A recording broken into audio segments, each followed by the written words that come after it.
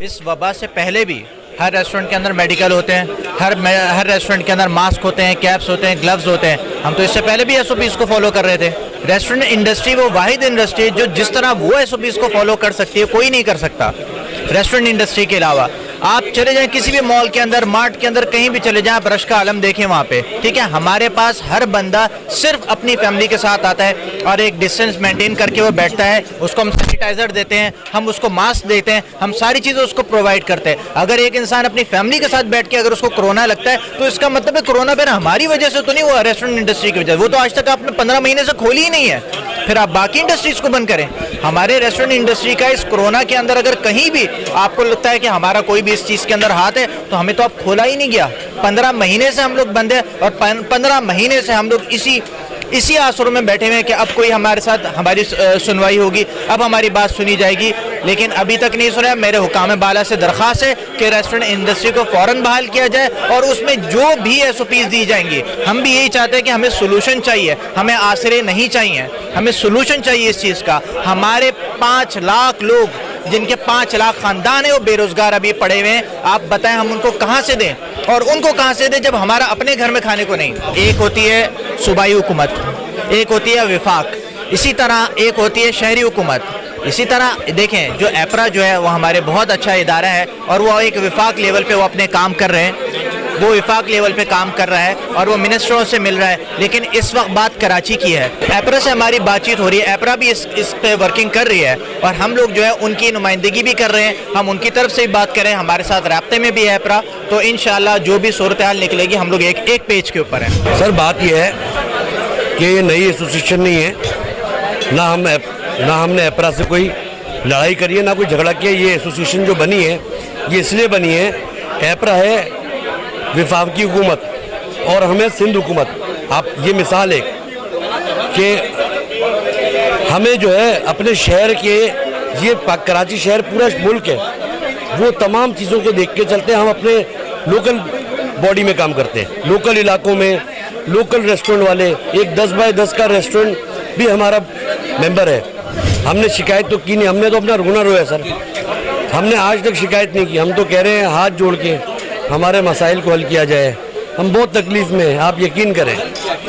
हल एसओपीज़ दे दी जाए, बस हल यही है कि हमें एसओपीज़ दे दी जाए, जो हमारे मसाइल है उसके लिए हमें एसओपीज़ मिल जाए कि भाई एक आदमी एक टेबल लगती है तो 6 फुट के बाद 4 फुट के बाद टेबल लगा देना, वेटिंग नहीं कराना। तो हमें एसओपीज़ काम का तरीका दे दिया जाए, हमारे साथ मुशावरत कीजिए, हमें काम का तरीका दे तो हम काम खोल के अपना बैठे। हम कुछ नहीं, हमें अभी अपने पिछले नुकसानात को पूरा करने में भी बहुत टाइम चाहिए। जो हमने पिछले 14 महीने से नुकसान करें, आप यकीन करें जितने लोग यहाँ पे आए हुए ना, मैं आपसे इस मीडिया के अलावा आपसे पर्सनली बोल रहा हूँ कि आप यकीन करें जितने लोग यहाँ पे आए हुए ना, सब लोग बेचारे आज कर्जों तले डूबते हैं। आधे से ज़्यादा लोगों का, ये इज्जतदार लोग थे, लोगों को खाना खिलाते हैं, आधे से ज़्यादा लोगों के घर बिक गए। यकीन करें ये वो लोग हैं जो लोगों को खाना खिलाते हैं, लोगों की खिदमत करते हैं, ये कोई गलत काम नहीं करते लोग। साउथ की वाइस प्रेसिडेंट हूँ और साउथ की जिम्मेदारियाँ संभाल रही हूँ। साउथ में जितनी भी मुश्किलात आती हैं, DHA, CBC, कंट्रोल बोर्ड, ये सारी जिम्मेदारियों को हम फेस करते हैं। हम वहाँ पे जो मसले मसाइल होते हैं, हम 14 महीने से तो कोरोना से लड़ रहे हैं, लेकिन हम साउथ वाले DHA, CBC की जो मुश्किलात हैं वो हम कितने महीनों और सालों से फेस कर रहे हैं, शायद हमसे ज़्यादा कोई नहीं जानता। DHA आती है, ऑपरेशन करती है, हमारी चेयर्स टेबलें ले जाती है, हम उस पर कंप्रोमाइज़ करते हैं। हम CBC हमारे बोर्ड उतार के ले जाती है। हम फूड का बिजनेस कर रहे हैं, हम कोई क्राइम नहीं कर रहे हैं। हम यही समझाना चाहते हैं अपने आला हुकाम को कि हमें प्लीज़ जल्द से जल्द ओपन किया जाए। हम जितने मेहमान नवाज लोग हैं, शायद हमसे ज़्यादा, हमारी इंडस्ट्री से ज़्यादा कोई मेहमान नवाजी में नहीं है, क्योंकि हमारा बिजनेस ही मेहमान नवाजी है, ठीक है। और मैं एज ए फीमेल इसलिए इस बिजनेस में आई कि मैं चाहती हूँ उन फीमेल्स जो वो घरों से काम करती हैं वो आएँ, अपने आप को फ्रंट पे लाएं, क्योंकि हमारी फीमेल्स अब माशाल्लाह शाना बशाना हर फील्ड में। और मैं अपनी उन बहनों से भी कहूँगी कि आपसे गुजारिश है कि आप लोग अपने घरों से निकल के मेरे साथ खड़े हों और आपको मैं वो प्लेटफॉर्म दूंगी कि आप अपना नाम, अपना वक्त जो बिजनेस को दे रही हैं, आपका पता हो, दुनिया को पता हो कि फीमेल वाकई इस बिजनेस में बहुत आगे हैं। हमने 1.5 इंच की मस्जिद नहीं बनाई, हमने एकरा प्लेटफॉर्म से एक बहुत साइलेंट तरीके से अपनी बात आला हुकाम तक पहुंचानी थी।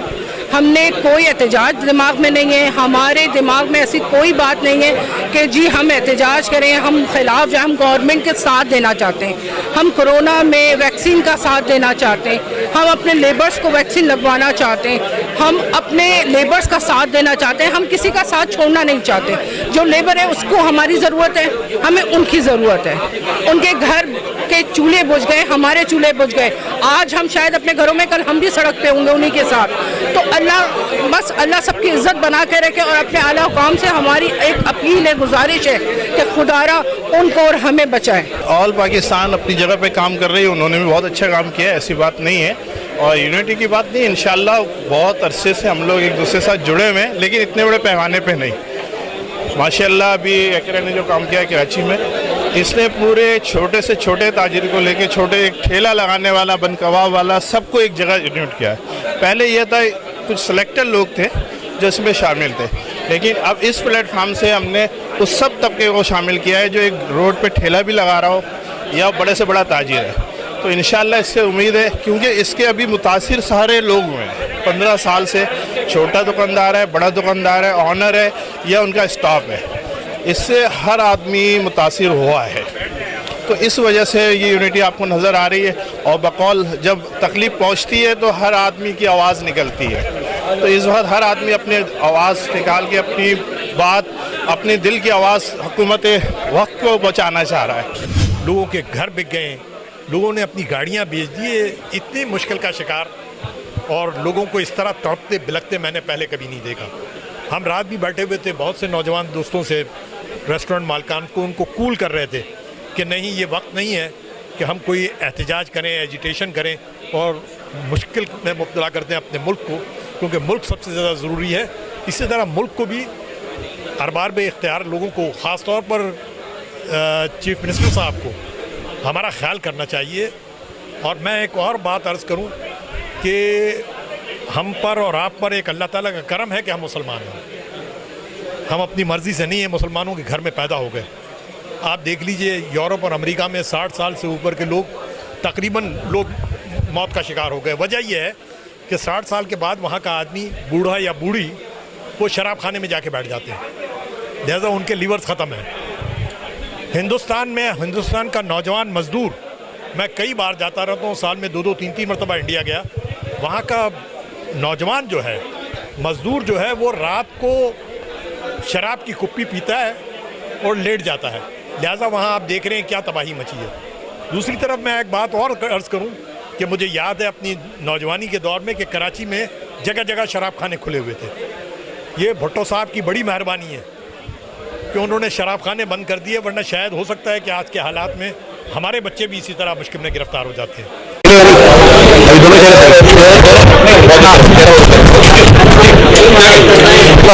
दरअसल ये है कि हमने ये अपनी एसोसिएशन फॉर्म की है, पिछले 15 दिन में 650 लोग हमारे साथ जुड़ गए हैं। इतनी तेज़ी से क्यों जुड़े हैं लोग? वो परेशान है, उनकी चीज़ें बंद हैं, उनके कारोबार बंद हैं। हम SOPs की खिलाफवर्जी नहीं करना चाहते और ना हम करेंगे, हम तो कारोबारी लोग हैं। आप SOPs दें, हम फॉलो करेंगे। आप बोले वैक्सीन करानी है लोगों की, हम करा देंगे। आप बोले कैंप लगाना कहीं, मैं जाके कैंप लगाऊंगा। आप कहें जी मेरे तमाम वेटर्स को, स्टाफ को, सबको वैक्सीन करनी है, मैं जिम्मेदार, बगैर वैक्सीन वाला आदमी नहीं रखूंगा। मैं आपको आपके प्लेटफॉर्म से ऐलान कर देता हूं कि बगैर वैक्सीन वाला आदमी नहीं रखूंगा। लेकिन मेहरबानी करो, महीने बाद नहीं, 15 दिन बाद नहीं, आज खोलो, आज खोलो, आप आज खोलो। कल की भी हिम्मत नहीं है, अब कल की भी हिम्मत नहीं है। थोड़ा एक सवाल चेयरमैन बिलावल भुट्टो जरदारी साहब से, सर मुझे एक बात बता दें, मोहतरमा बेनज़ीर भुट्टो शहीद अगर जिंदा होती तो ये हो सकता था, हमारा कोई रोटी कपड़ा मकान छीन सकता था।